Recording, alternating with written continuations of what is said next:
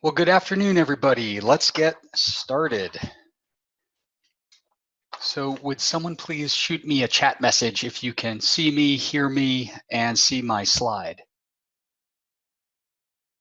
Great, thank you. So let's start with a few announcements. So Simulation Lab 3 is posted. So take a look at that. That has to do with sinusoids and frequency response.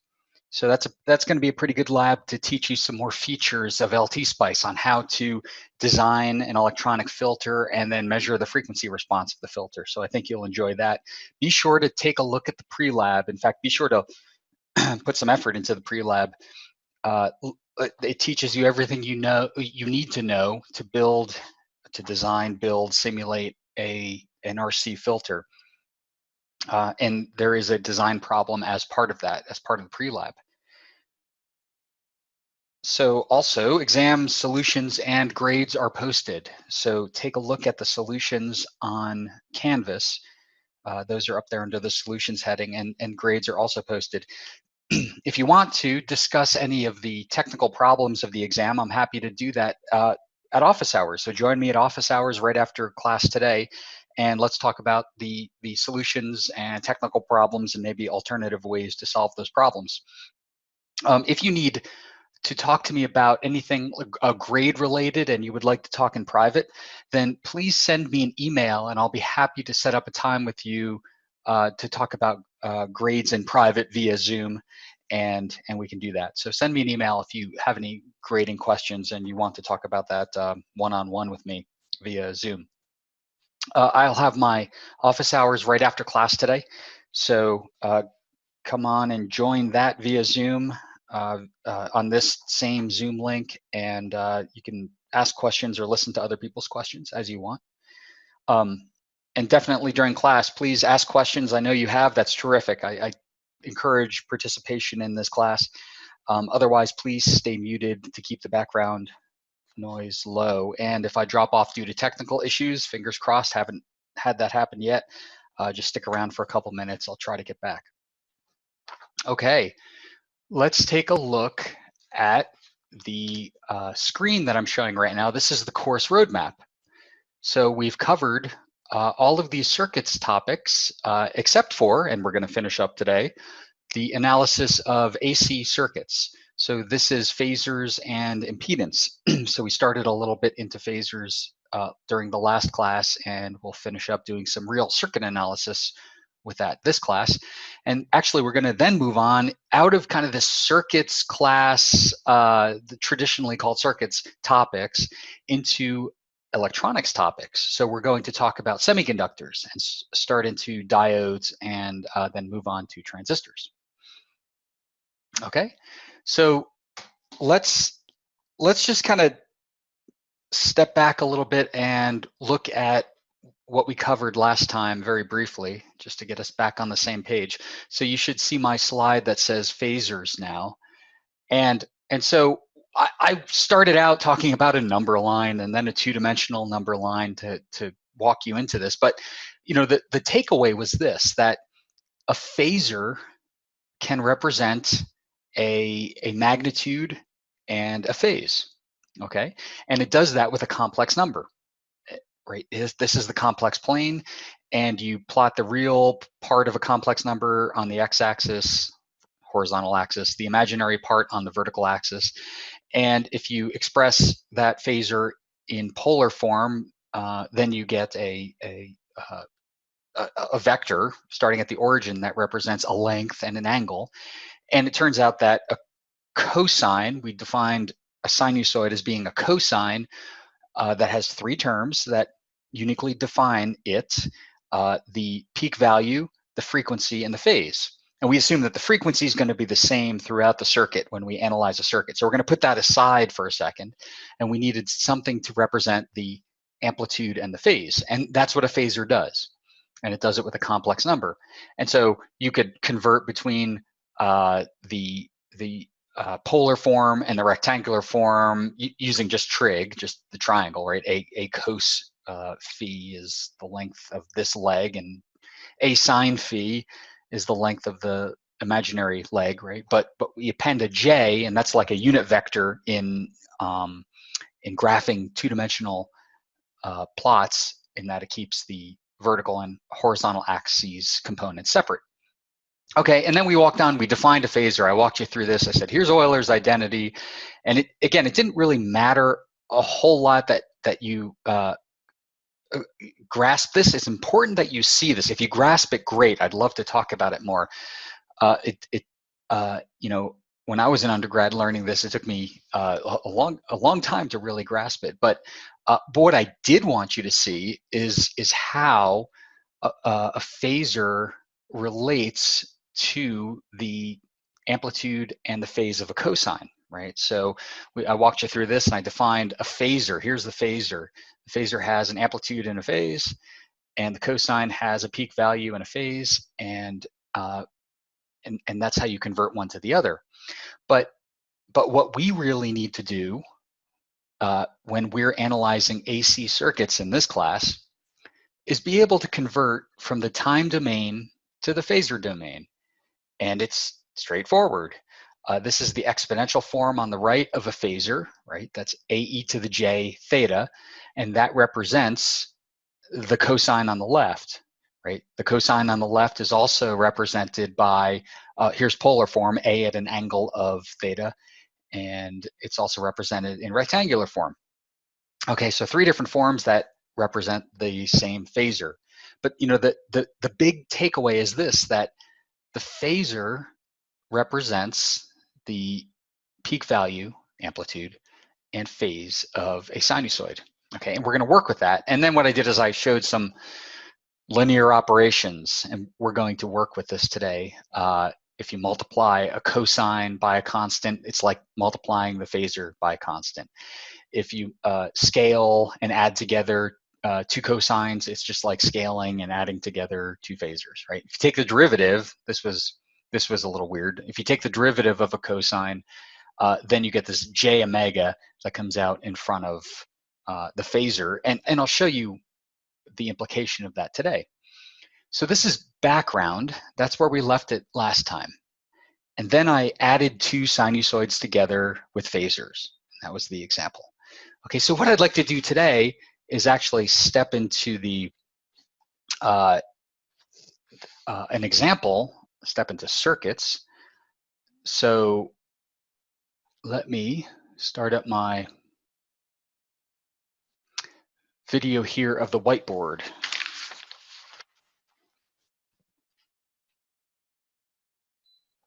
Okay, so you should see my whiteboard now, and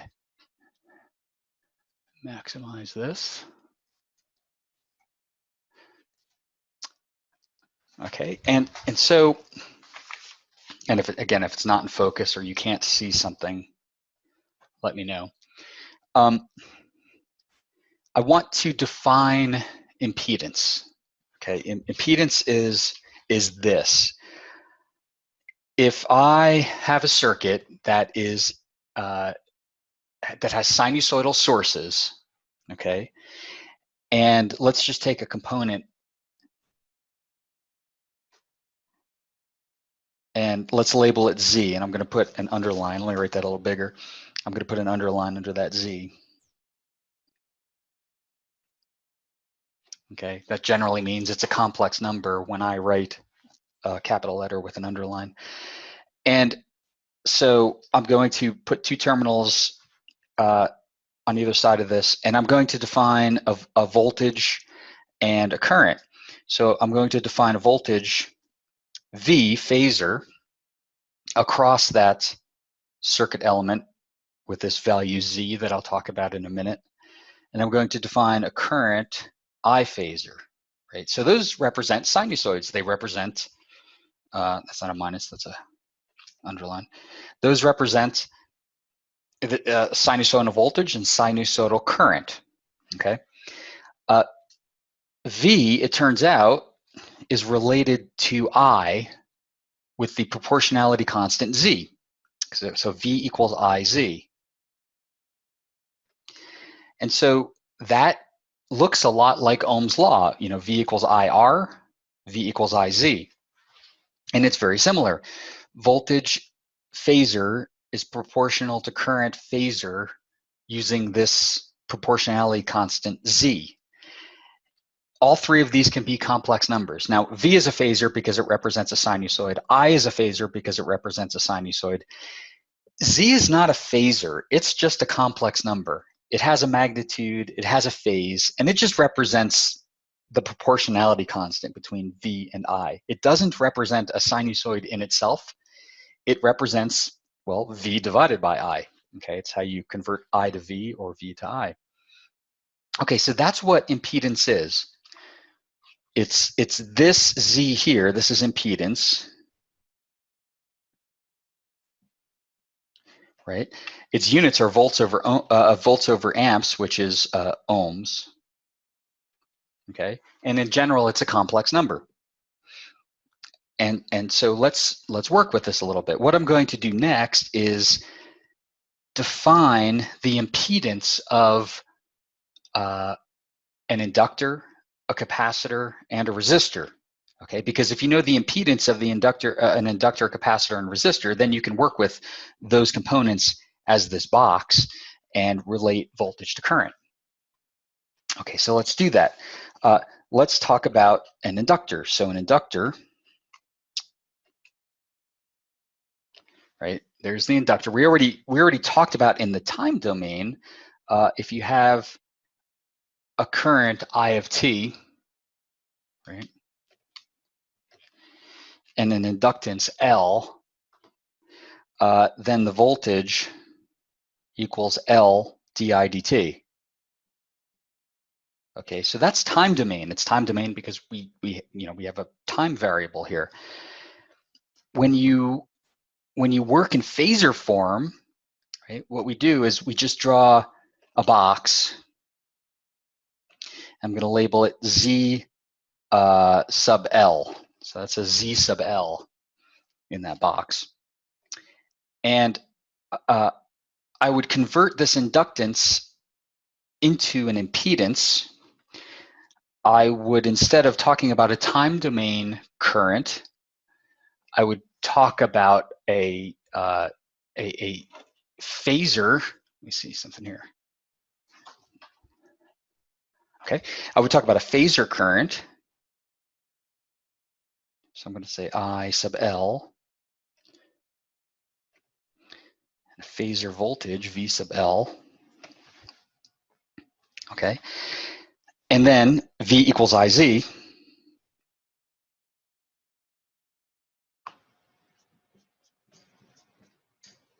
Right, and so this is going to repeat itself over and over again. V equals IZ for, well, any component. But the question is, what is Z? Well, Z sub L. And again, if you go back to those equations that I showed last time, and you write a I of t equals, an amplitude cosine omega t plus phi, and the same thing for V, you would work out, when you convert that to a phasor, that Z sub L equals J omega L, where omega is the frequency of the current and the voltage. Okay, so if you know voltage, if you know the current, if you know the phasor current, and you know the inductance, and you know the frequency, you can calculate the impedance of that inductor and calculate voltage. And we'll do an example of that. Okay, so this is the impedance of an inductor. Let's look at the impedance of a capacitor. So if I draw a capacitor, here's capacitor, and I define a capacitance C, right, and a voltage V of t, and then a current I, right? I is equal to C dV dt in the time domain.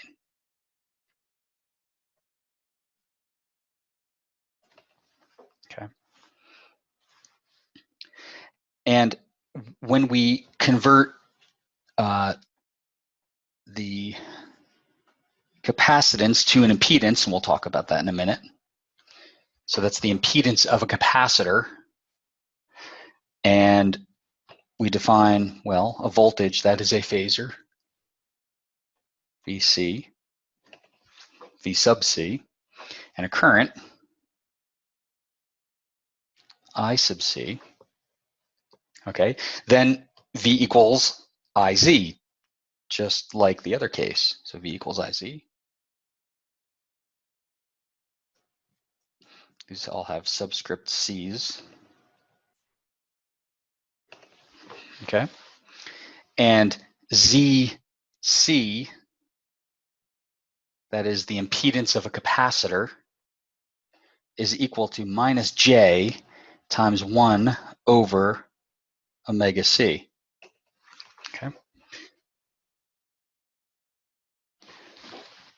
So this J is in the numerator of this fraction. There's a minus sign in front, and so minus J is multiplied by 1 over omega C, where omega is the frequency of the current and of the voltage, right? Same frequency in radians per second. C is the capacitance of the capacitor.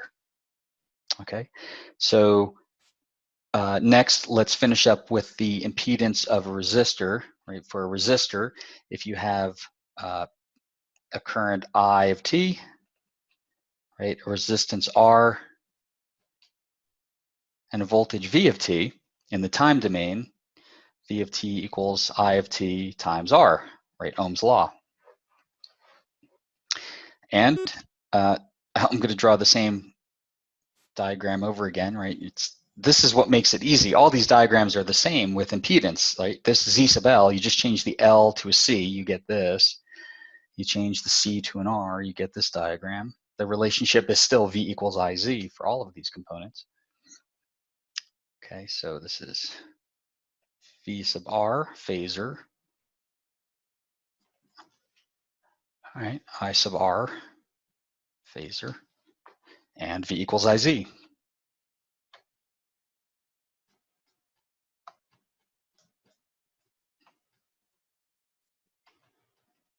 Okay, where Z sub R equals R. So the impedance of a resistor is just its resistance. It's a real value. Okay. So what we're going to do next is we're going to apply this. Let's start with a circuit that has an R, an L, and a C. That would be a second order circuit if we were looking for a transient response.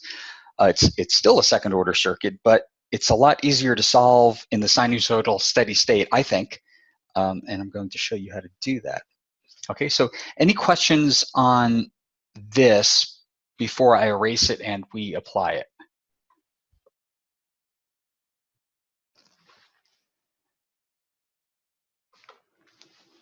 Okay.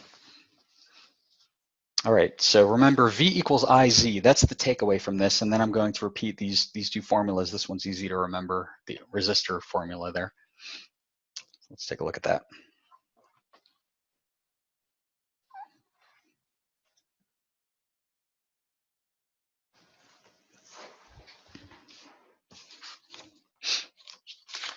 Okay, so let's work an example.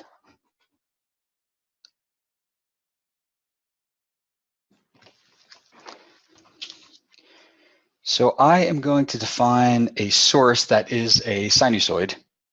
So Vs of t, that's time domain, equals 100 cos 500t plus 30 degrees, okay, volts.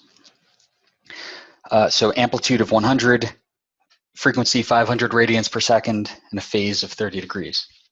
And so the circuit's going to look like this.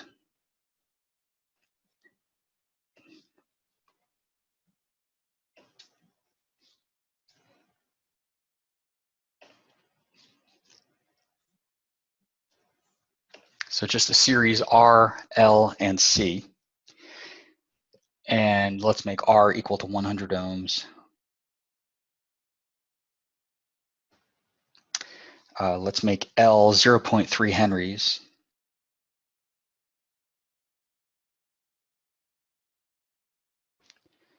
And let's make C 40 microfarads.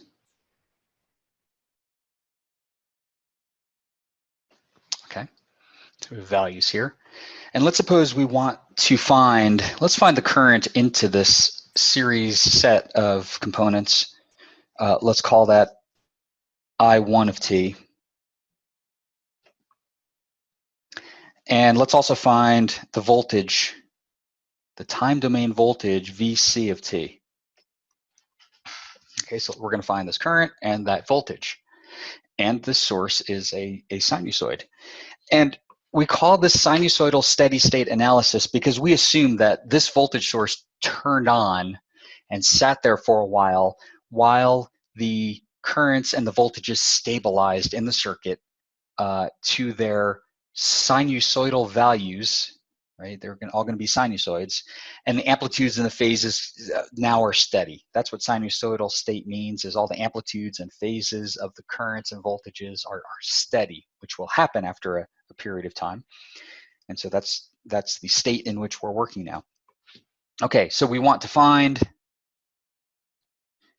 I1 of t, right, time domain voltage, and Vc of t.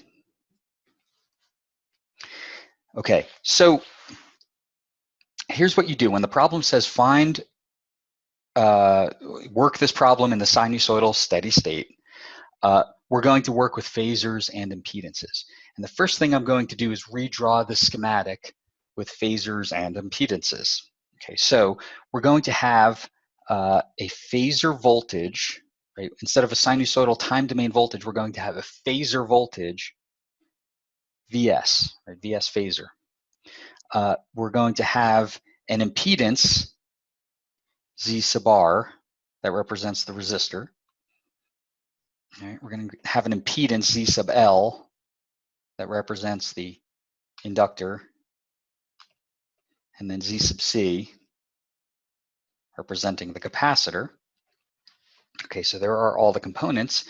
The current, which was a time domain current, now I'm going to represent it with a phasor. So I1 phasor. And then I'm going to represent the voltage with Vc phasor. Okay.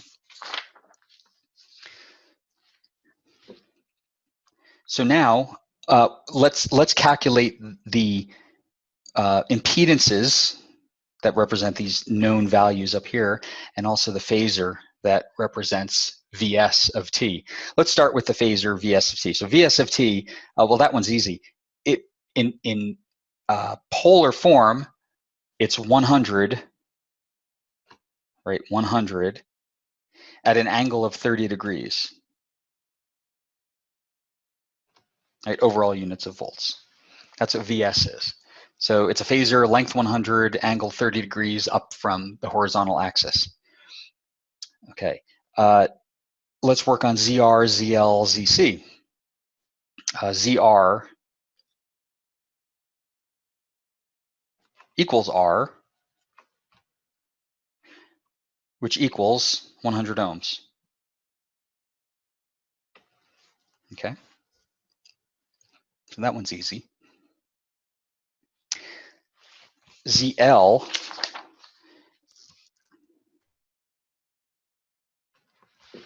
equals J omega L, which equals J times omega, where is that, 500 up here, 500, times 0.3 henries, and equals J 150. Right, it's weird seeing these ohmic values as an imaginary number, but the math works out in representing amplitudes and phases. And then finally, ZC equals, let's see here, minus J times 1 over omega C, which is equal to minus J times 1 over omega 500. C, 40 times 10 to the negative 6th. And if you punch that in your calculator, you get minus J50. Okay. So this is the first step. It's to convert the time domain view of the circuit into phasors and impedances. Okay. And then we're going to use, well, V equals IZ to solve for these values. So here's how we're going to solve this. You treat the circuit in the phasor domain, in the phasor form, like it's a DC problem with resistors, except the resistors have complex values. In general, complex values. Some may be real, but in general, they're complex. And you treat the sources like they're DC sources, except they have complex values. So any voltage source is just a DC source, except it has a complex value. If you had a current source, it would be just a DC current source, well, except it has a complex value. And you work the problem using KVL, KCL, V equals IZ, voltage division, current division, node voltage analysis, right? So it's just like, it's like you're going back in time a couple weeks ago and redoing the DC part of the course, but with complex numbers. And so it's not all that hard. Once you learn how to do math with complex numbers, if you haven't done that much before, if you have, great. But once you learn how to enter these values into your calculator, you can redo KVL, KCL, V equals IZ, voltage division, current division to solve this problem. Okay, so let's pretend that this is resistors with complex values and just a DC source.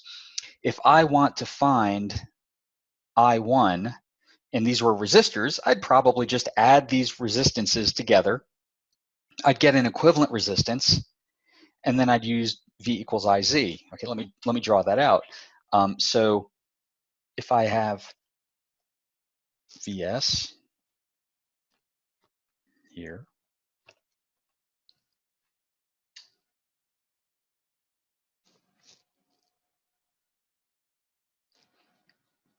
I'm going to name this ZEQ. Right, so ZEQ is the series combination of ZR, ZL, ZC, and again, these impedances behave just like resistors, so I can say that this is ZR plus ZL plus ZC. Okay, and and then so I can calculate ZEQ. If you can see that, I don't know if you can see that here.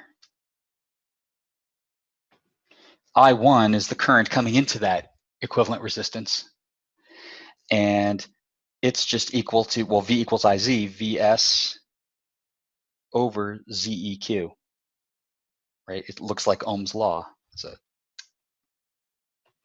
okay. So, well, let's do that. Let's figure out what ZEQ is. ZEQ equals ZR plus ZL plus ZC. So it's 100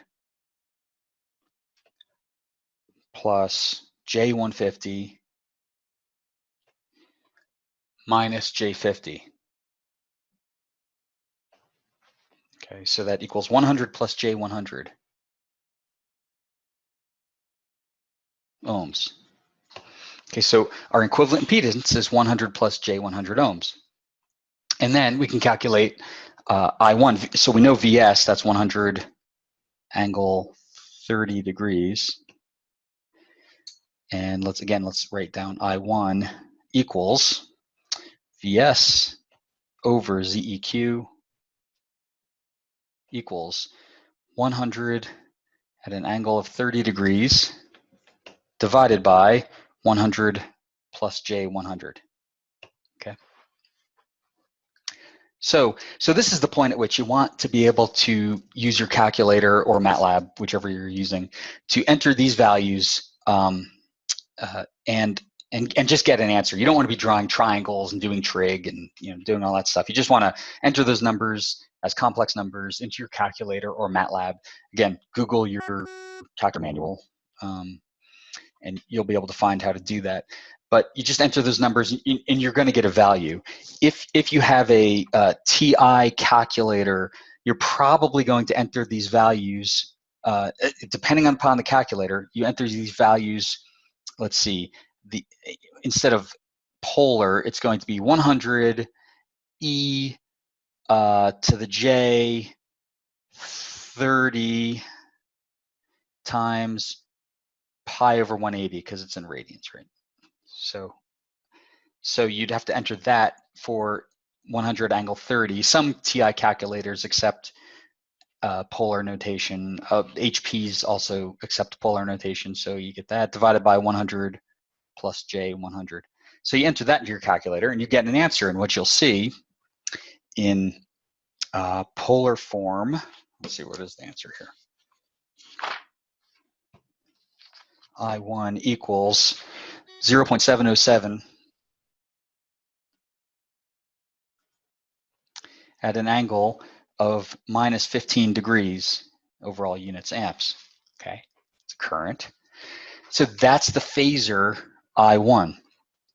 We're looking for the time domain value of I1. We want to know what would we see in simulation on a time domain plot or on an oscilloscope in lab.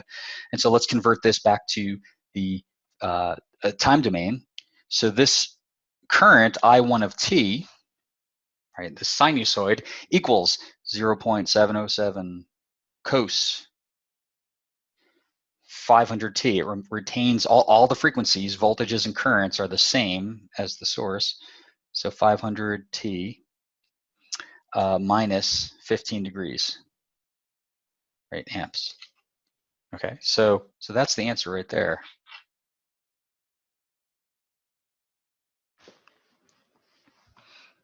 Okay, so what we did is we converted to phasors and impedances. We treated it like it was a complex DC problem. It got a resulting phasor converted back to the time domain. Let's do the same thing for VC of t. So when I look at VC of t, let's look at it down here in the phasor diagram, or the phasor form. I have a source, 3 series impedances, and I'm looking for the voltage across one of those impedances. That screams to me voltage division. Okay, so what I would do is I would say, okay, VC equals VS times ZC over ZC plus ZL plus ZR. So that would find you the answer independent of your I1. Okay. You could also use V equals IZ. Right. So VC equals I1, right? Because I1 also comes down this way. That's I1 times ZC. That'll give you the same answer. Okay. So if you do that one, you get 0.707 angle minus 15 degrees times minus J50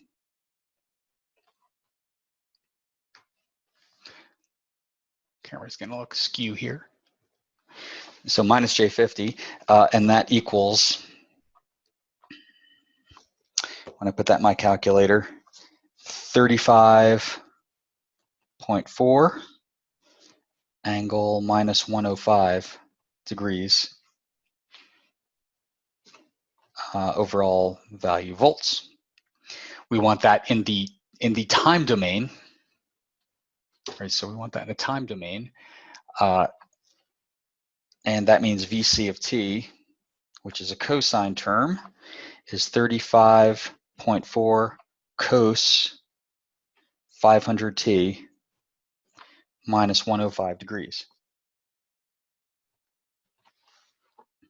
Okay, so that's the answer right there. So we found I of t and VC of t using phasors and impedance. So again, the steps are convert from a time domain schematic to phasors and impedance values, and use DC analysis with complex values. Okay. So what you'll see in your homework is a few problems like this, where they will look a lot like your DC analysis problems, except now they're in phasors and impedance. I would encourage you, when you get to the phasor homework, at the first part of the homework, what I put in there were some practice problems, where I give you some practice complex math problems to do, and I give you the answer. I'd recommend doing those. They were chosen strategically because they show up in that form in several circuits problems, and also I see errors with folks either instead of dividing by minus j, they're multiplying by minus j, and it gives the wrong answer. So work those out. If you have any questions, let's talk about those. But definitely get out your calculator manual or practice with MATLAB and work those problems before you turn in your homework for score. Okay. All right. So let me do this. Let me erase one part of this because I want to kind of keep all the stuff here.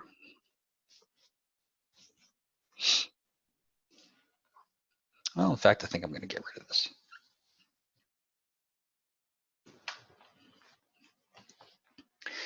I want to talk about components of impedance.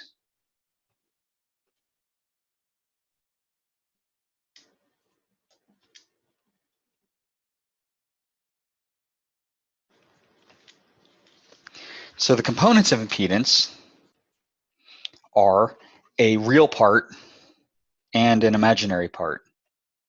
And you'll see these terms show up when you talk to electrical engineers about phasors and impedance. So Z in general is a complex value. It's an impedance. R, you might guess, is the resistance. That's the real part. That's the real part of impedance. It's in ohms. And an X is the reactance.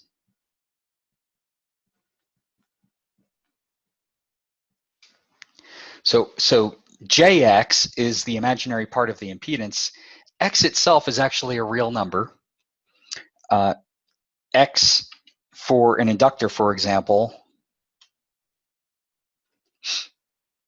is equal to omega L, right? X for a capacitor is equal to -1 over omega C. Okay, so those are the reactances of these two components here. And so you'll see that discussed, because when a circuit has an overall positive reactance, we'll say that that circuit is inductive. It looks like more of an inductor than a capacitor. When a circuit or a subcircuit has a negative reactance, we'll say, well, that's a capacitive circuit. That load looks capacitive because its reactance is negative. It looks more like it has a capacitor in it than an inductor. Okay.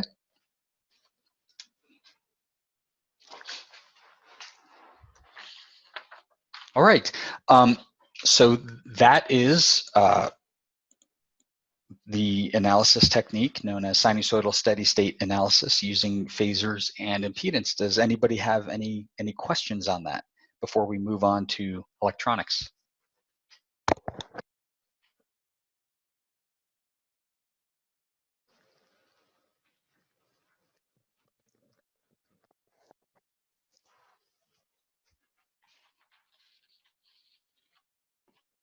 Okay.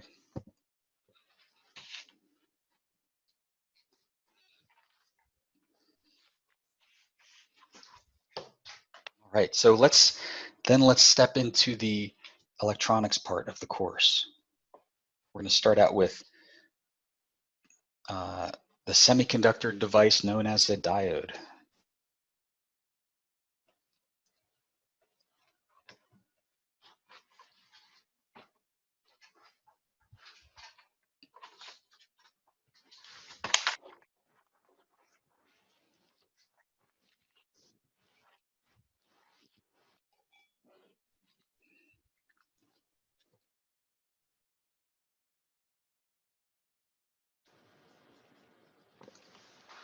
Okay, so you should see my whiteboard now with the word diodes up at the top.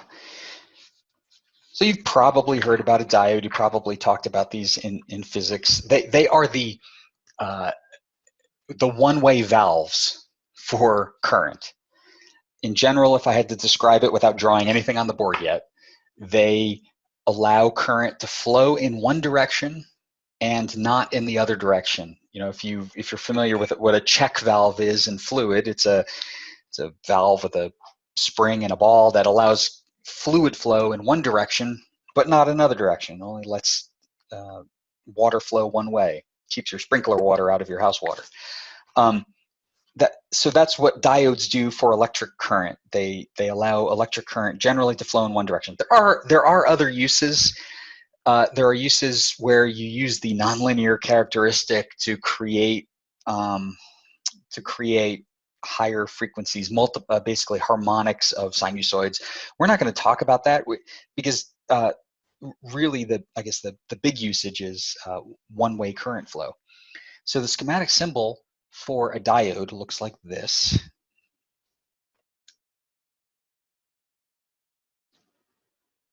Okay, so it's this triangle with a bar on one side, and the left side is called the anode, right? The part with the triangle, the part with the bar is called the cathode, the side with the bar. And we typically define diode voltages like this. We put the plus at the anode, we call that V sub D. We put the minus at the cathode. And as we usually do, we draw the current into the positive side of the voltage. So that's going to be I sub D. Okay. And let me draw first what the characteristic is of the diode. And actually, let me do this. Let me start with a resistor. I like starting with a resistor here. We don't plot current versus voltage really for a resistor because it's not interesting, and we probably should do this. But if you plot current, that's an I, versus voltage for a resistor, and so that's Ohm's law.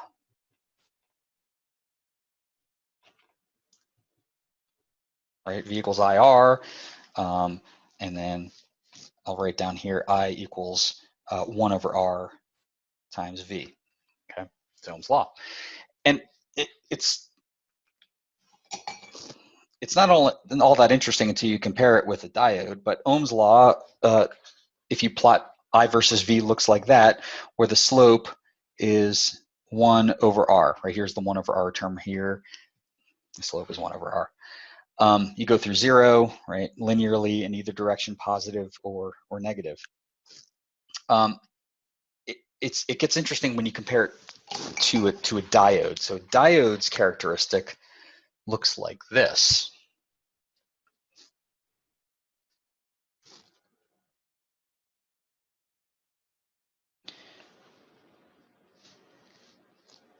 So I'm going to draw this kind of like this.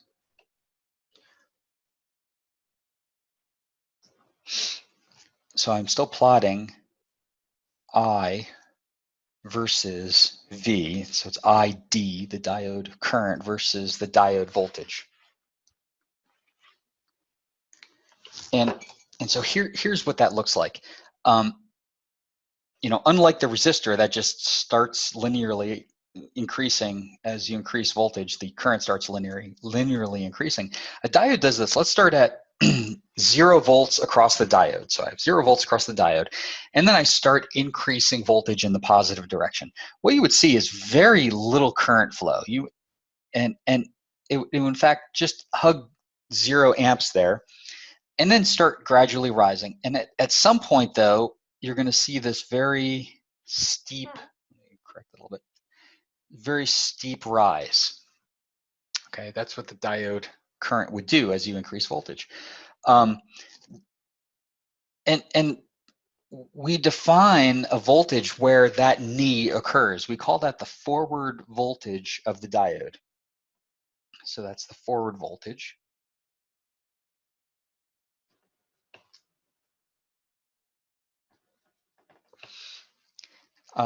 And in fact, if you take a silicon diode, cheap silicon diode, and you take a voltmeter and a voltage source and a current meter, you would see that VF is about 0.7 volts for silicon. So for a silicon diode, that would be about 0.7 volts. As you, so let's go back to 0. As you, I'll say, make VD more negative from 0, so right, -1 volt, -2 volt, -3 volt, whatever, what you would see is very, very little current flow. There will be a little bit. It's on the order of nanoamps, but not much. And in fact, I'm going to draw a break in the axis here. That's a break in the axis. And when you get to some value that we're going to call V sub R, we're going to call that the breakdown voltage. And I'm just going to write a notional value here, -100 volts. Diodes have values -100, -1000, -500, whatever. But what happens is, as you go to this really big value, you see current will start to flow in the negative direction. So ID is negative. It's flowing backwards through the diode. For most diodes, most regular diodes, you probably have broken the diode. You don't usually operate here. Okay, so we're going to divide this into 3 regions.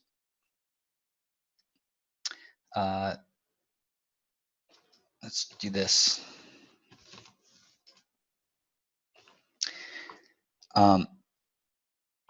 Well, first let's compare. Let me point this out before I move on to that. The forward voltage is around 0.7 volts. It's less than a volt. The reverse breakdown voltage is -100 volts, -1000 volts. It's a really big number. It's typically a region where you don't operate typically. So this is reverse breakdown.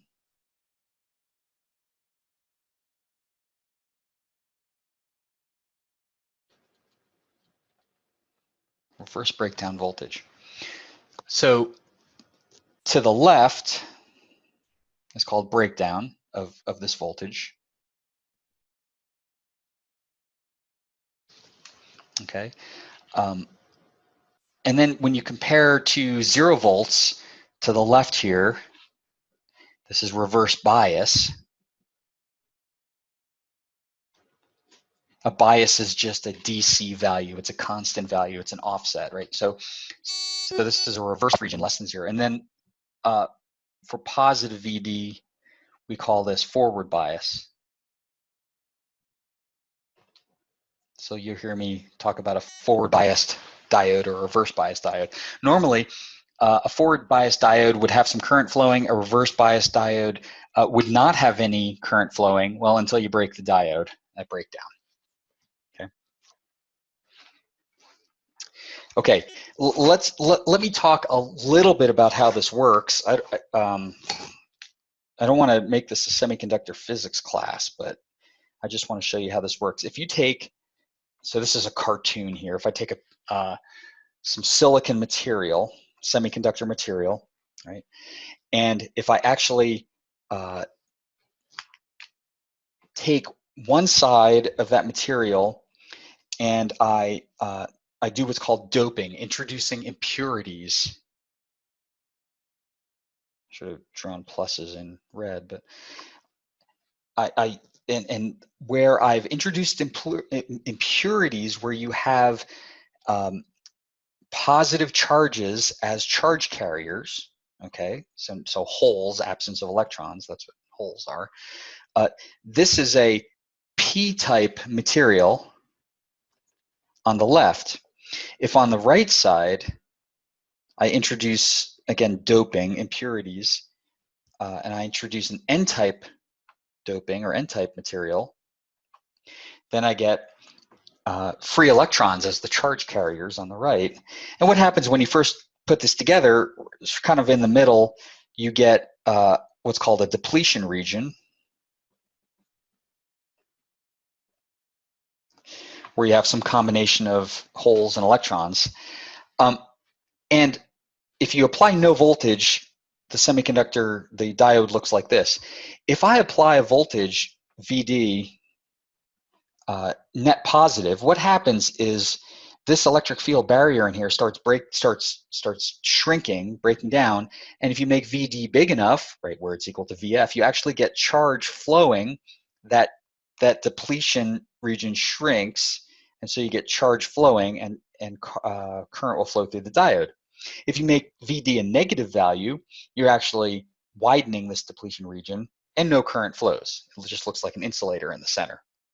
Okay, so that's what enables this characteristic to happen. When you have a positive voltage applied, you hit a certain point and you get lots of current flow.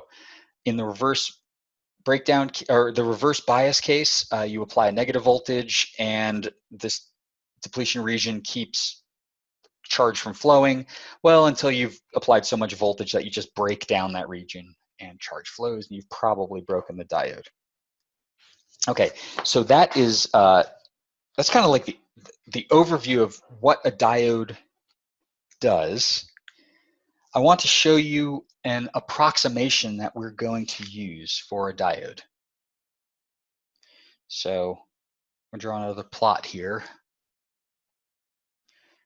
of I versus V.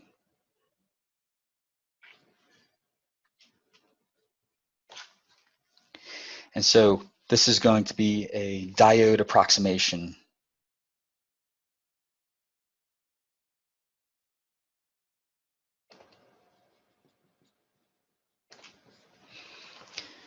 So instead of using this actual characteristic, we can use a simplified model and get pretty good results, right? And then if you want to tune later with the actual characteristic, you can. But the approximation we're going to use is we're going to say at 0 volts, we have 0 current. And until you reach, we're going to say this as the approximation, until you reach V sub F, we're going to assume that 0 current flows. And then once you reach V sub F, we're going to draw a straight line up and say current flows. And what limits the current to some value here has to do with whatever's connected to the diode, right? A resistor or something like that. We'll work a problem with that. As VF goes in the negative direction, right, more negative, we're going to say that we have no current flowing. So between just less than VF and keep going negative, and we're not going to talk about breakdown. We're not going to work breakdown problems with this approximation. But as you go in the negative direction, 0 amps flows. So below V sub F, right, for VD less than VF, okay, we're going to call that not conducting. Not conducting. That means ID is equal to 0. For this region, we're going to say we're conducting. Okay, and when you're conducting, VD equals VF, and ID is greater than 0.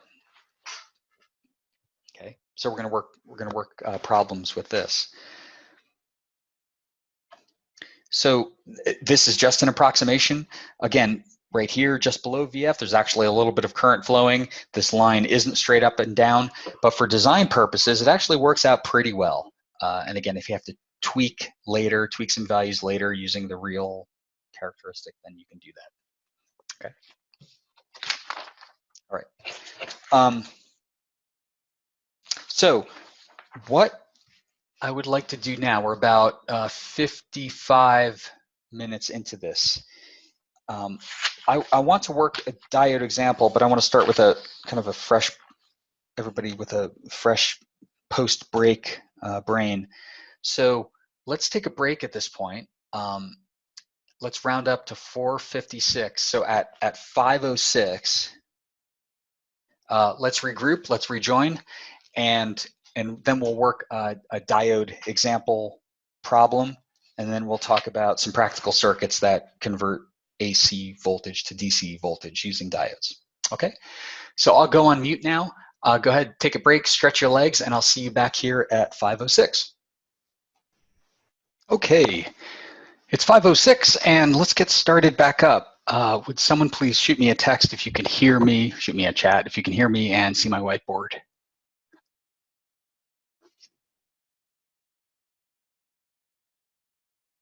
Okay, thank you. You never really know with Zoom. So next, we're going to work a diode example problem.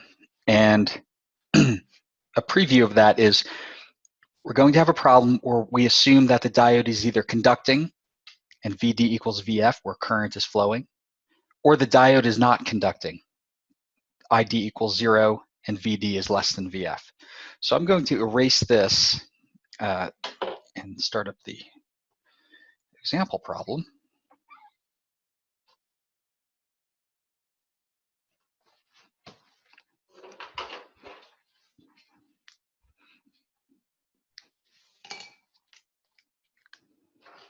Okay, so let's draw out that characteristic.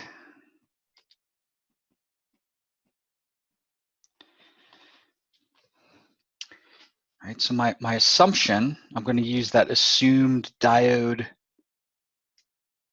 VD on the horizontal axis, ID on the vertical axis, ID versus VD.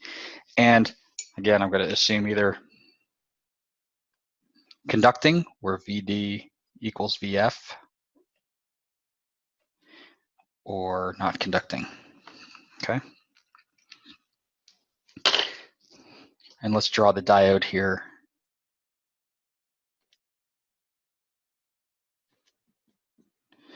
So that's how VD and ID are oriented. So the problem is going to look like this. I'm going to have a voltage source, DC source. It's going to have some value, DC value VS, and then a resistor and a diode.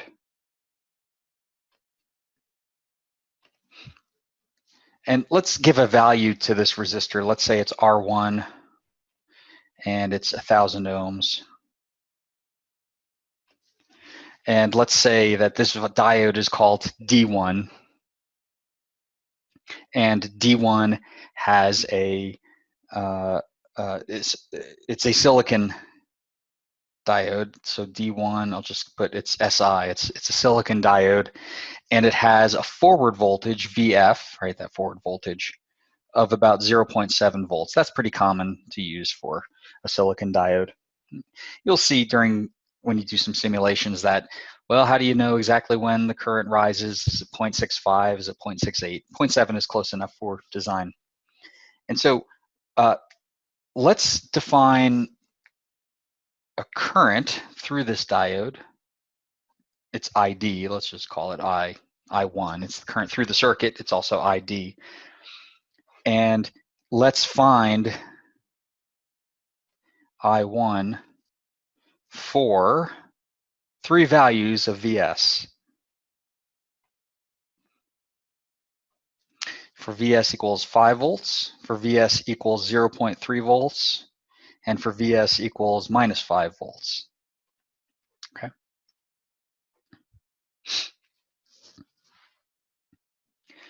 Okay, let's start with so first let's start with find I1 for VS equals 5 volts. So let's say VS equals 5 volts. Okay. Here's where you're going to make an assumption. You're going to make the assumption is the diode conducting. I'm going to write conducting here. C-O-N-D, right, conducting, or here, not conducting, right? And then you're going to see if the condition holds true. In other words, if I assume that the diode is conducting, then I had better find that VF is 0.7 volts and current is flowing in the positive direction. If I don't get that, then my assumption is wrong. So for VS equals positive 5 volts, you have current trying to flow in the clockwise direction around this circuit, right? And VS is equal to 5 volts. So I think that, like, my assumption would be that diode is conducting because I have 5 volts on one side of the resistor. The diode is going to have a diode voltage of 0.7 volts. And so I think this diode is going to be conducting. But let me first assume the opposite. Let me just say, I don't know. I'm going to guess and make an assumption. So first I'm going to assume diode is not conducting.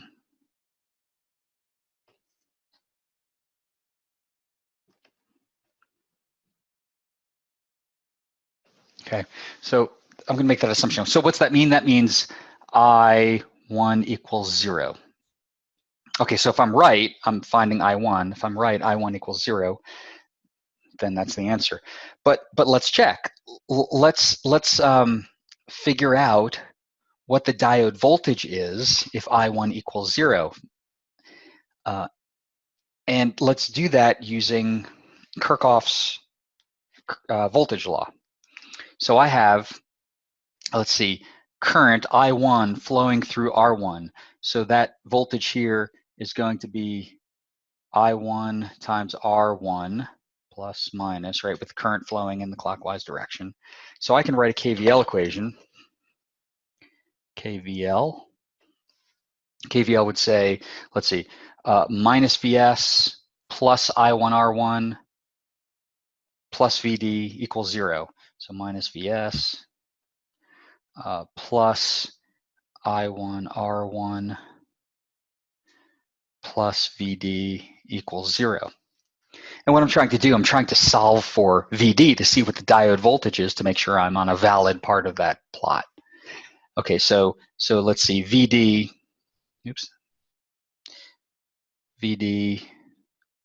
would equal VS minus I1 R1, which in this case would equal 5 minus I1 0 times 1,000, which would equal 5, right? Okay, you should recognize a problem here. What that's saying is I've made this assumption that I is 0 while VD is 5 volts. Well, that can't happen, right? If you tried to just turn up the voltage from 0 across this diode, at some point, well, around VF, you would see that current goes positive. So you cannot have a diode in a circuit with 0 amps flowing through it and 5 volts across it. Okay, that can't happen. You'd be somewhere off of where this blue curve is. So this assumption is wrong, right? So this is wrong.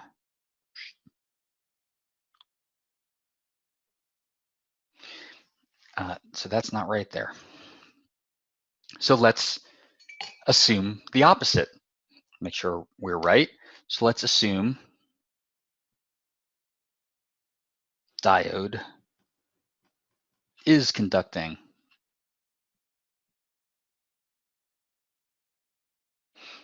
Okay, so that was our first assumption. It's wrong. Here's our second assumption. I think it's going to be right. So when the diode is conducting, what that means is VD equals VF, in this case, equals 0.7 volts. That's what it means to have this diode conducting using this assumption in the upper left. So let's use KVL to figure out the current, right, the same KVL up here, we can solve for current I1 and make sure that with that current and that diode voltage, it makes sense from this plot. So in this case, let's see, I1 is going to equal, if I rearrange that equation, Vs minus Vd over R1.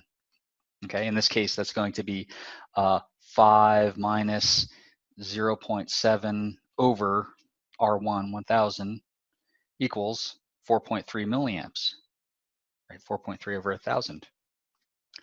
Well, that's okay. You can have this. It is possible to have a diode voltage equal to 0.7 volts or VF and a positive 4.3 milliamps, right? So you'd have 4.3 milliamps somewhere here on the plot.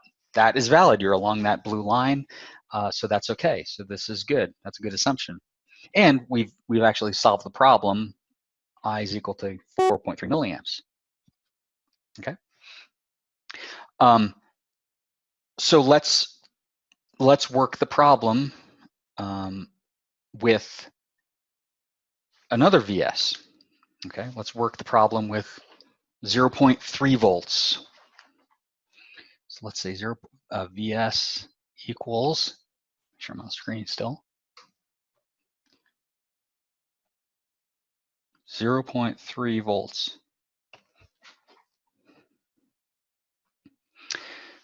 Okay, so with the, so now we have to make an assumption. Is the diode conducting or not conducting? I think that if you have 0.3 volts across this, or across the source, that you're never going to get 0.7 volts across this diode. Okay, let's see. I see a question here. How is VD 0.7 if we said VS was 0.5 in the beginning? Okay, let's write those on here. So what I'm saying, let me just write this temporarily on here. I'm saying VS is 5 volts, right? VD is 0.7 volts, okay? And then the difference is 4.3 volts. I have 4.3 volts across the resistor, right? So 4.3 volts, if I could write it in here, plus minus 4.3 volts, right? That's between those two polarity markings. I have 4.3 volts. That means 4.3 milliamps is Ohm's law, right?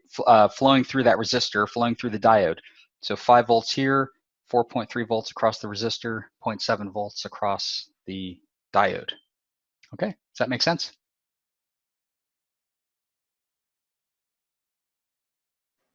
Okay, good. Okay.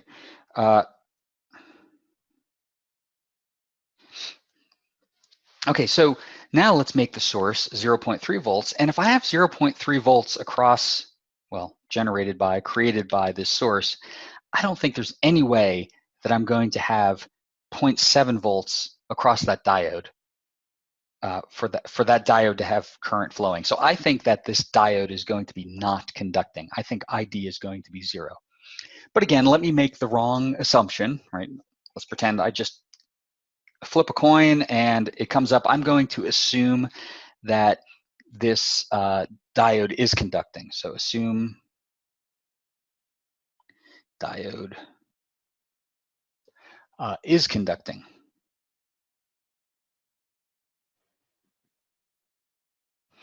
Okay, so if I assume the diode is conducting, that means VF equals 0.7 volts, right? So VF is VD is 0.7 volts.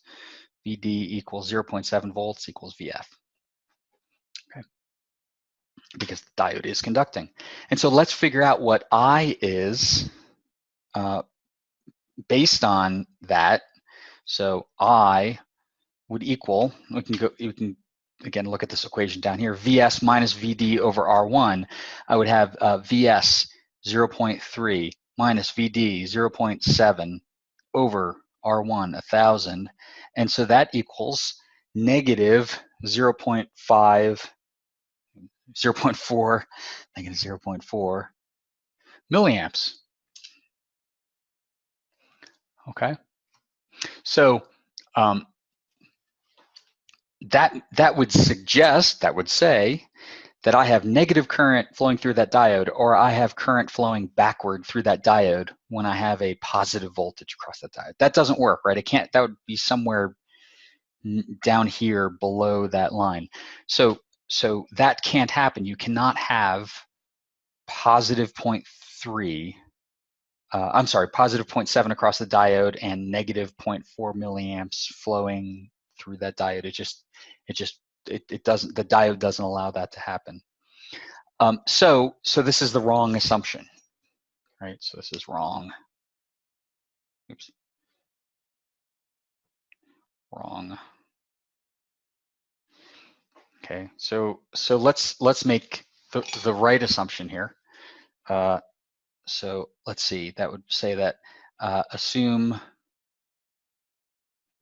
diode is not conducting.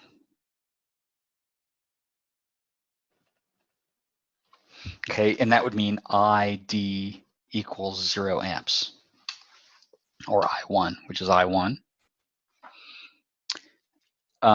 Okay, let's check, just like we did before, what is the is that possible? Can you have that?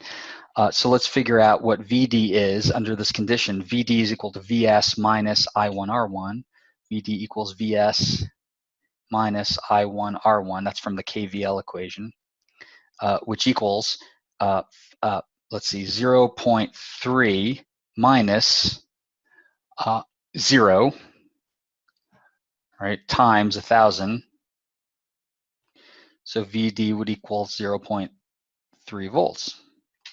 And so that's okay, right? You can have, it's possible to have 0.3 volts across the diode, positive 0.3 volts, and 0 amps flowing through the diode, right? Would be somewhere here on the plot. Okay, so the diode is not conducting, and I1 equals 0 amps. And that's the answer for this. Okay. So I1 equals 0 amps. Okay, let's work the last problem here. Let me kind of draw a line.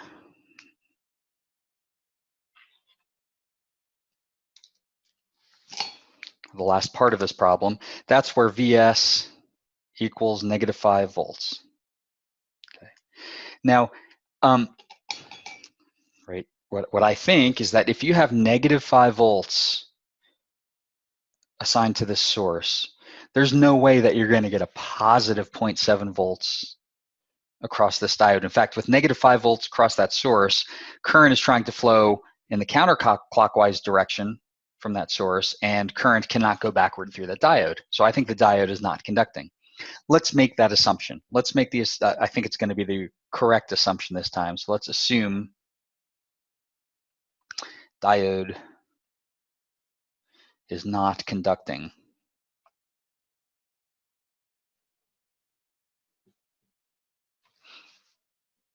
Okay. Okay, so what's that mean? That means I1 equals 0 amps. So let's check that. So let's check what VD is when I1 is 0 amps for this case. So VD equals VS minus I1 R1, right, which is equal to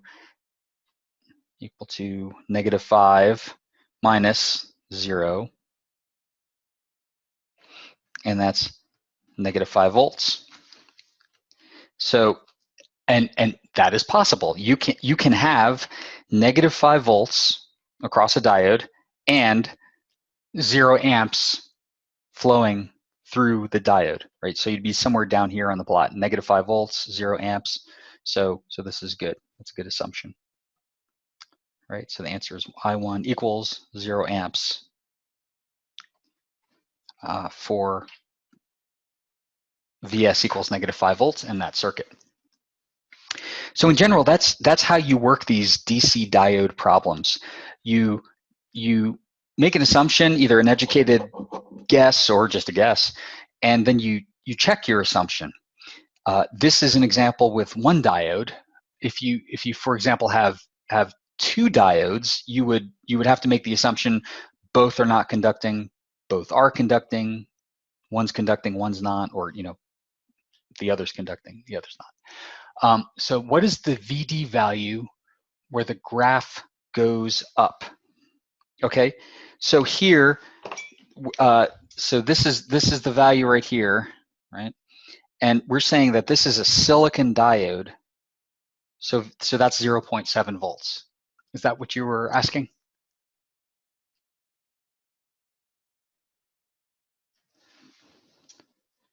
Okay, so for this case, for a silicon diode, this is 0.7 volts. If you work with LEDs, and we'll do some LED examples when we get to transistors, but LEDs are not silicon diodes. They have different materials to cause different colors of light to be emitted, and they have actually forward voltages ranging from 1.5, 1.8 volts, all the way up to maybe a little over 2 volts, depending upon the color and the material.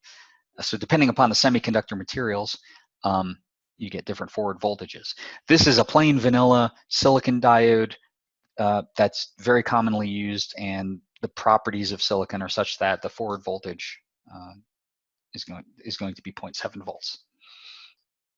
Okay, all right. So let's do this. Let's create a practical circuit out of this. Okay, so now you've seen this one-way valve and this very simple example. Now let me create a practical circuit. Okay, so I'm going to erase this. Any questions on this before I erase this? Any more questions? Yeah, I've got a quick question. Yeah. Just I missed how, for the assumption of the 0.3 volt diode, volt source, why did we get the 0.3 minus the 0.7? Oh, okay, so I used this equation right here. Can you see that? So I said I1, so this is from the KVL equation. I1 is equal to VS minus VD over R1. Okay, so just by KVL, that's what it has to be. That was derived from this KVL up here. Okay, yeah, I see that.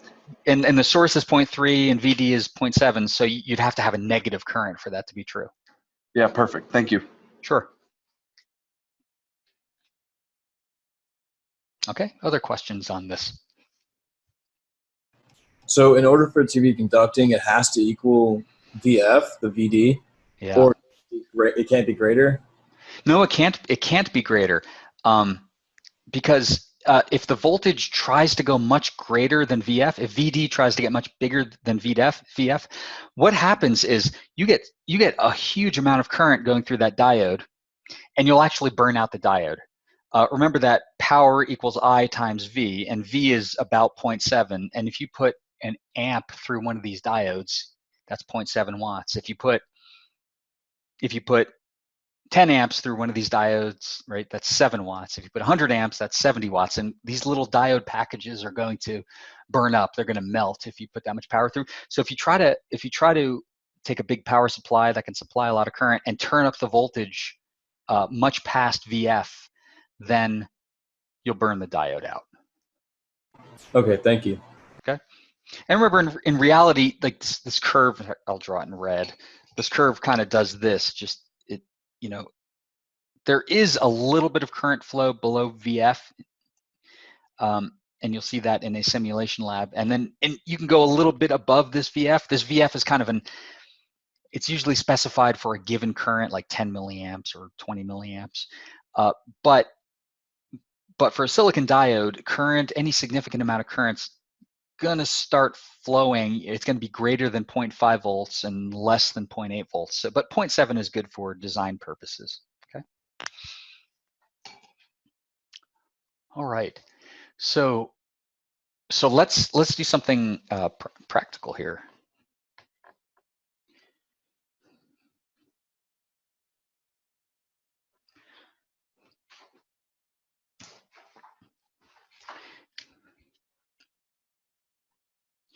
So let's talk about rectifier circuits.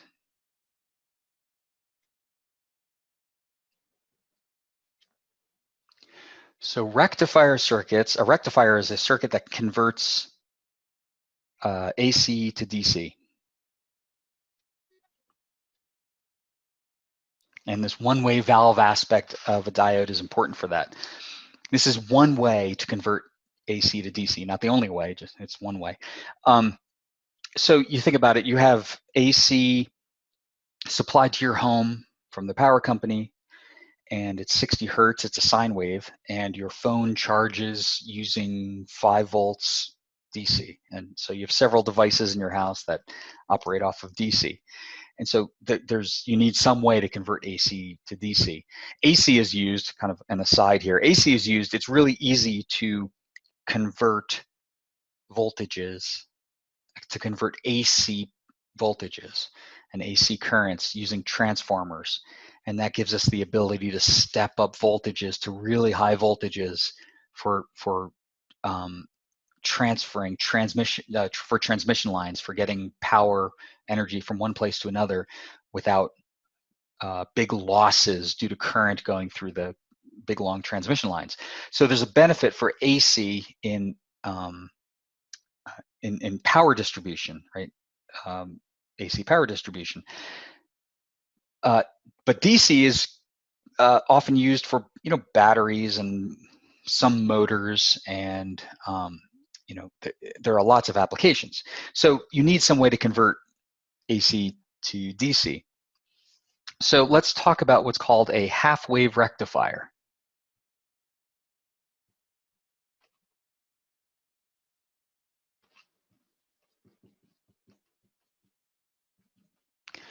Okay, so a half-wave rectifier looks like this.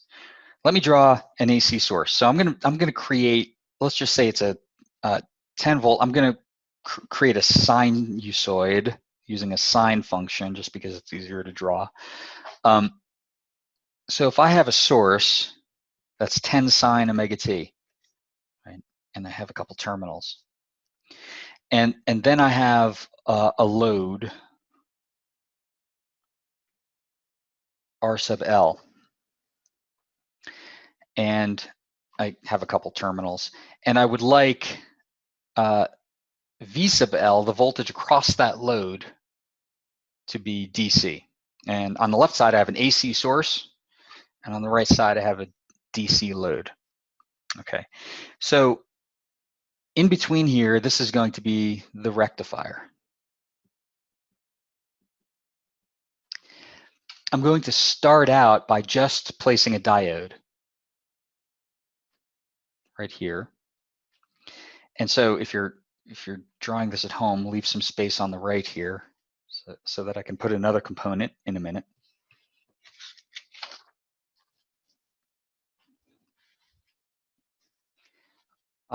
Let's start with this circuit though. So what I'm going to do is I'm going to draw a plot of voltage versus time. So let's start out by drawing the source voltage.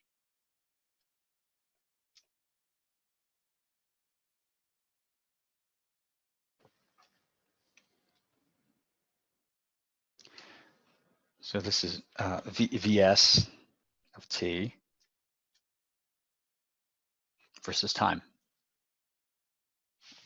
In fact, let me give some negative axis there. And so that is going to be a sine wave.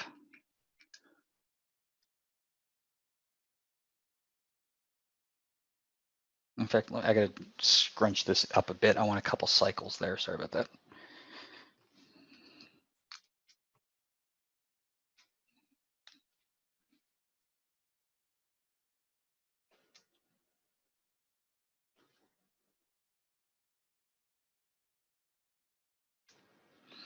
Okay. It's supposed to be a sine wave. And now, so let's look at the properties of this. I have, this peaks out at 10 volts, right, because I have a 10 sine omega t, and then I have minus 10 here, down there. And let's plot the voltage VL, the voltage across the resistor.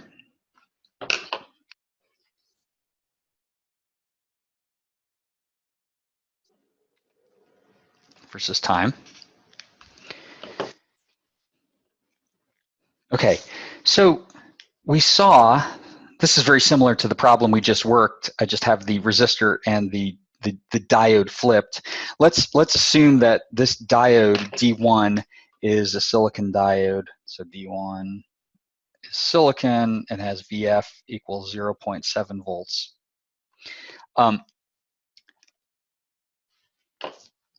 So we saw during the last example problem that when the source has a voltage less than 0.7 volts, there's no way to get 0.7 volts across that resistor, so or the diode. So the current is not going to flow. Any voltage of the source below 0.7 will cause no current through that diode. Okay, so we know there's some point at which, I'm going to say here, this is 0.7 volts. You know, I can draw a dotted line down here. And so if I were to plot the voltage across the load, this is V sub L, you would have 0 volts across that load because there's no current flowing. Once this source slightly increases past 0.7 volts, then you get 0.7 volts across the diode and the remaining voltage by KVL across the resistor. So if you have 0.71 volts, then you get 0.1 volts. I'm sorry, let me say that again. If you have 0.71 volts for the source, you get 0.7 volts across the diode and 0.01 volts across the resistor. So you start getting current to flow. So you're going to get this voltage that appears across the resistor by Ohm's law until the voltage falls back down to 0.7. So you're going to get this pulse of voltage and current that happens when the source exceeds 0.7 volts. And then you have this portion of the curve, or the portion of Vs, where the voltage goes negative. And we know that when Vs is negative, we saw in the last example problem, that you have 0 amps flowing, current cannot flow backwards through the diode. So you're going to have 0 volts across that resistor because you have 0 amps flowing through the whole circuit. And then again, this just repeats.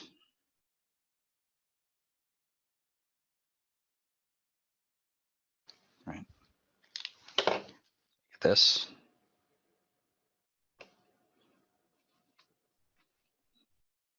Okay, so that's what you see at the load. And so it has one property of DC. It has the polarity doesn't change. The polarity is always positive of VL. But what you don't have is a constant voltage. Right? DC is a constant voltage. So what I'm going to do here is I'm going to draw another component and I'm going to put a capacitor here. Okay, so that is the half-wave rectifier, the diode and that capacitor in parallel with the load. So let's take a look at what happens when Vs becomes greater than 0.7. You get the voltage in excess of 0.7 applied across the resistor and the capacitor. That means that you have charge stored in the capacitor, right? Q equals C times V. So the capacitor voltage and the resistor voltage climb. And then the source starts decreasing.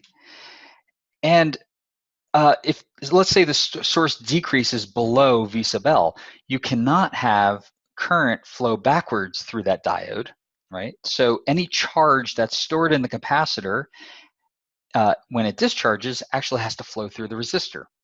And so if you have no current flowing through that diode and a charged capacitor, and this is one of your close to one of your homework problems, you have a capacitor discharging into a resistor and you get an exponential decay, right? This is a first order RC circuit.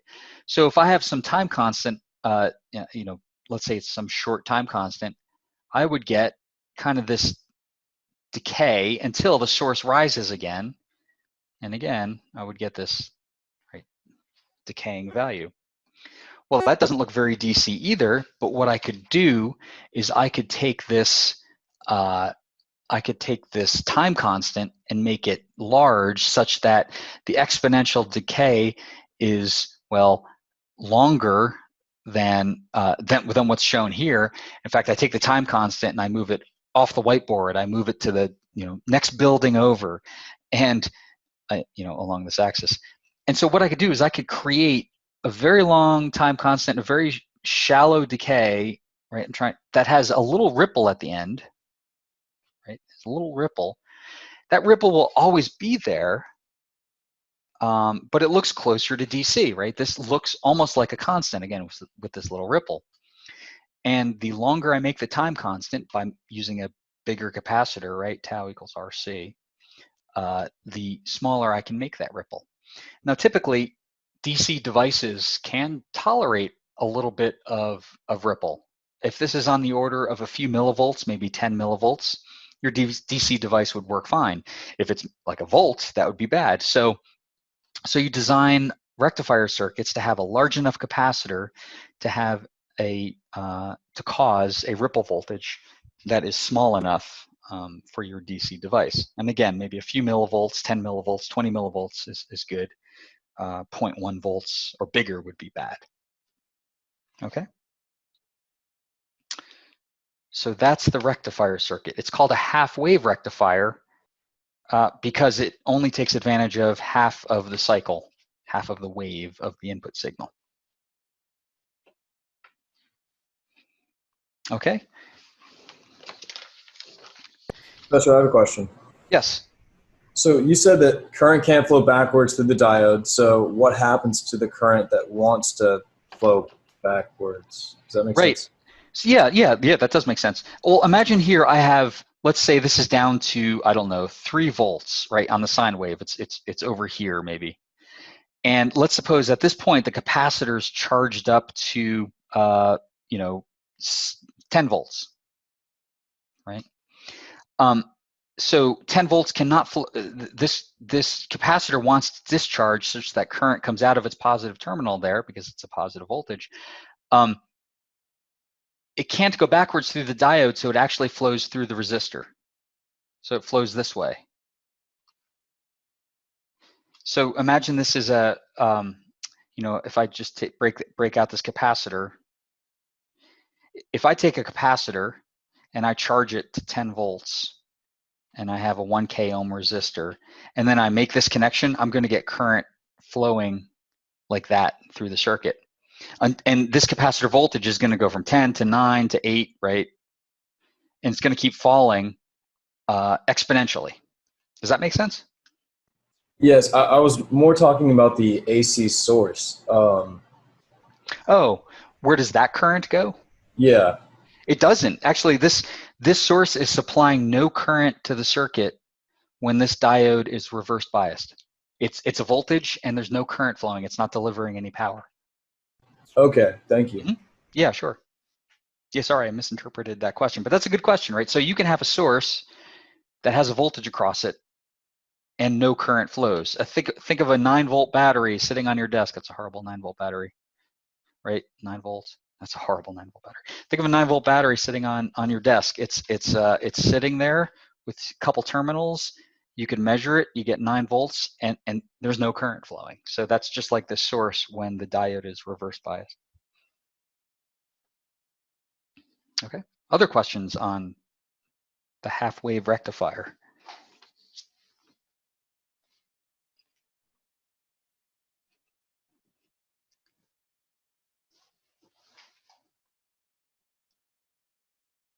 Okay, so let's move on to the full wave rectifier.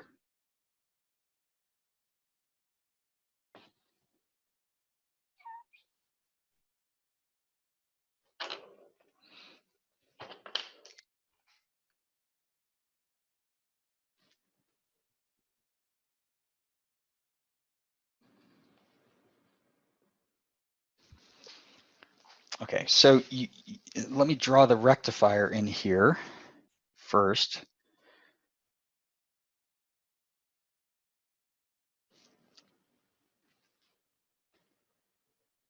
you're going to have 4 diodes.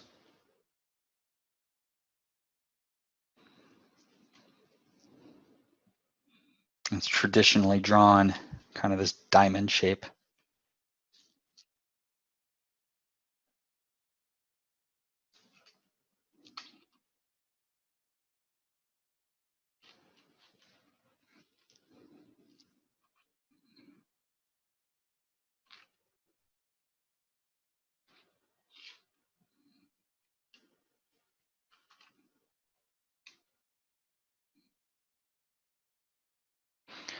Okay, so there's the rectifier. Let me draw the source now.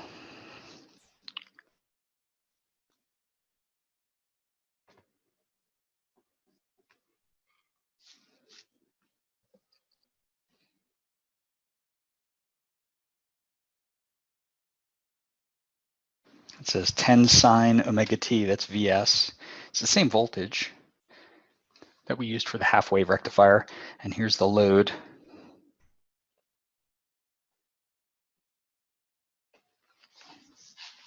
Okay, so the rectifier is between these 2 terminals. These 2 pairs of terminals. That's the rectifier. And notice that I've got this kind of exaggerated crossing here. So there's no connection between this horizontal wire and vertical wire. Just the only way to draw it, you have to have a crossing there.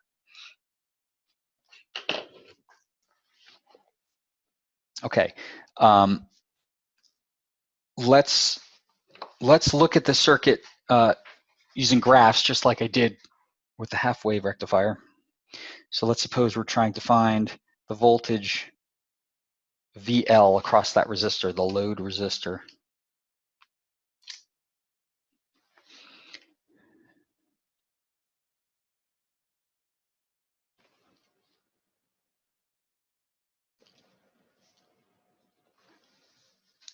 That's time.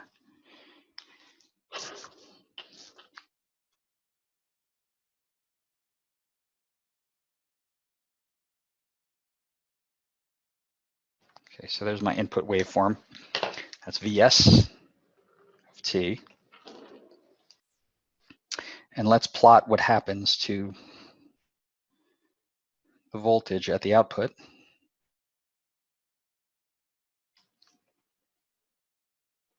That's VL of t. And so just like before, this peaks out at 10 volts, troughs at minus 10 volts. Okay, let's talk about what happens here.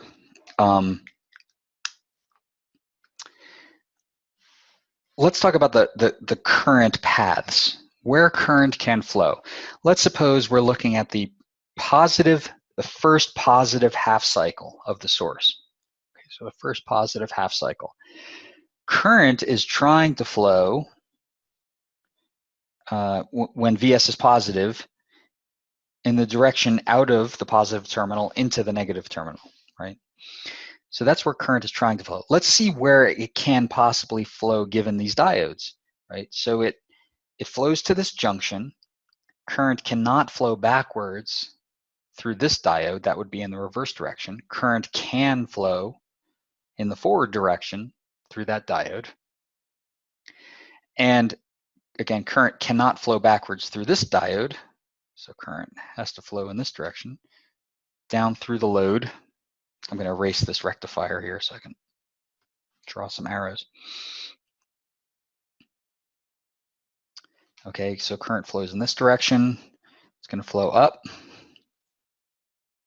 Okay, now it looks like current could flow through either one of these diodes, but remember, current is not trying to flow to the positive terminal. In fact, this is a, pick any reference point. The node voltage here at this top node is higher than the node voltage at this left side node. So current would not want to flow. You'd have a negative voltage across that diode. So current does not want to flow through that diode. It does want to flow through this diode. And again, back to the negative side of Vs. So that's the positive half cycle when Vs is a positive value. Now let's look at what happens for the negative half cycle. For the negative half cycle, current wants to flow out of the negative terminal into the positive terminal, right? Because you have a negative value here. So current, let's follow that path, is flowing this way, right?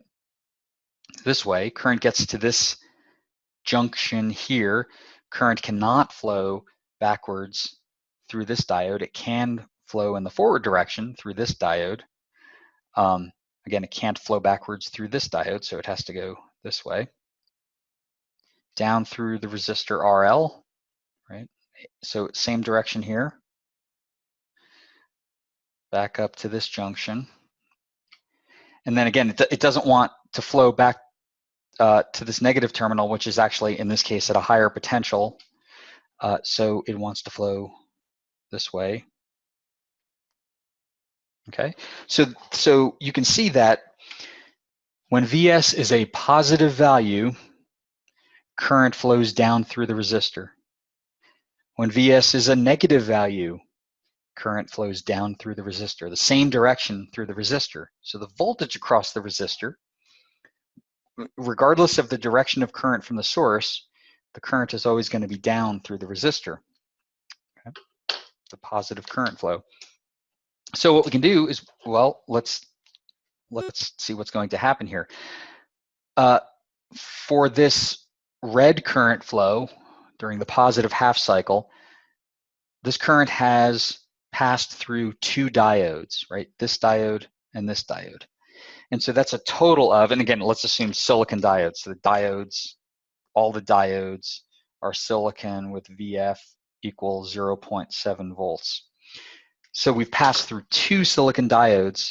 That means you're going to have 2 times 0.7 or 1.4 volts drop. So right here, when this is 1.4 volts, that's when current actually starts flowing through the circuit. I'll try to make this a straight line if I can. And so that's where you get your pulse of voltage and pulse of current. And then, again, for the negative half cycle, when the source gets more negative than 1.4 volts, negative 1.4 volts, you get another pulse. And that just repeats, right? For the positive half cycles and the negative half cycles. So for positive and negative, you get these pulses. Okay. And so you have more closely spaced voltage pulses compared to the half-wave rectifier. Let's look at the implication of that. Now, so this does not look DC, except for the fact that it has a constant polarity, but not a constant voltage. So here's what I'm going to add right here. I'm going to add a capacitor as part of that rectifier right here, a C. So that C is in parallel with RL. And you get the same effect as we did with the half-wave rectifier. You get a charging of the capacitor, right? RL is in parallel with C. You get a charging of the capacitor and then an exponential decay. And just like before, if you take that capacitor and make it a large value, tau equals R times C, you make C a large value for a given R value, then you can take this time constant and extend it out, again, to the next building, and cause this droop, this ripple, to be a really small value, right? So for a large time constant, you're going to have a really small ripple there, maybe a few millivolts, 10 millivolts, 20 millivolts. And you can control that by the size of the capacitor for a given RL. The benefit here is that the capacitor can actually be smaller because the distance in time, the difference in time between the charging pulses is smaller. Okay. But the disadvantage is now you have a source, or I should say you have a source of a given voltage and you have a 1.4 volt drop. So this peaks out at 10 minus 1.4, 8.6 volts. So you get 8.6 volts across the load, 10 volts peak at the source, 1.4 volts across the diodes, and so that equates to more power consumed, wasted by the diodes. Okay, so it's another approach. The full wave rectifier is typically used for AC power conversion, plugging something into the wall. Usually and we won't study transformers, but usually you have 120 volts AC, right? That's an RMS value. It's 177 sine. And what you'll do is typically, if you want a lower voltage, you'll actually use a transformer. We're not going to study these. I'm just drawing this for an example. And if you have a turns ratio of 10 turns here to 1 turn here of a transformer, there's magnetic coupling, you'll actually get 12 volts RMS on this side. And then you can take this and run it into a rectifier, RECT, and get your DC out. So I can step down voltage from 120 volts to 12 volts, which with a transformer, XFMR transformer, and then rectify. So this is a typical application of a full wave rectifier. The half wave rectifier is typically used for rectifying other things like signals that you receive from an antenna and amplify and run it into a rectifier. Those signals are very small. You don't have a lot of voltage to waste across diode drops. So half wave rectifiers are used. And what that's used for is taking a signal that's modulated, right? We're not going to study this, but just to show you. This would be an amplitude modulated, this is time. Amplitude modulated signal whose maybe your voice is encoded in the amplitude here. And if you design your rectifier such that it converts these really high frequency sine wave components into a slowly varying, what we would not call DC, but it looks like a slowly varying DC, that's your voice signal, you can actually demodulate amplitude modulated signals. Okay, so that's just some information on the side, practical, you're not going to be tested on it, but you should know basically how this full wave rectifier operates, its current flow. You should know how the half wave rectifier operates, but this other stuff is just kind of interesting. Okay. All right. So what we've covered for diodes, they're one-way valves essentially, right? They allow current to flow in one direction. There's an assumption that you can use for design. There's a real curve that if you have to get more detailed into the design, get a more exact voltage or current, you can use. You can see those curves in the manufacturer's data sheet, and we'll look at some examples during the lab. And then rectifier circuits convert AC to DC, and we saw how that happens. Okay. All right. Any questions on diodes or rectifiers?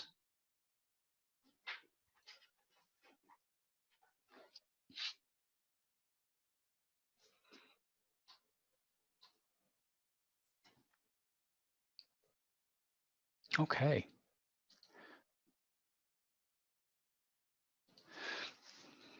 All right. So so let's do this. I want to stop here. This closes the diode discussion. Next time we're actually going to talk about transistors. So transistors are another type of semiconductor which let you build electronic switches and amplifiers. So we'll start that next time. And so take a look on Canvas. There are some upcoming assignments. You have homework 4 and homework 5 due this week. Also, get started early on lab 3. There's a pre-lab out there that you have to read before doing that. There are also a couple of videos where I show you how to create sine waves, measure sine waves using LT Spice, and I also show you how to measure a frequency response on LT Spice. Okay, so take a look at lab 3. I'm going to start office hours in about 2 minutes. I'll go on mute for a second, for a couple minutes. And if you want to ask questions, come join me then. If you have questions about the test solutions, join me then. If you want to arrange to talk about grades, I'm happy to send me an email. I'm happy to talk to you privately one-on-one via Zoom about grades. And if you don't want to join office hours, that's fine, and I will hear you, see you, read you next time. Okay. So thanks for joining the live class, and I'll start back up with office hours in a couple minutes.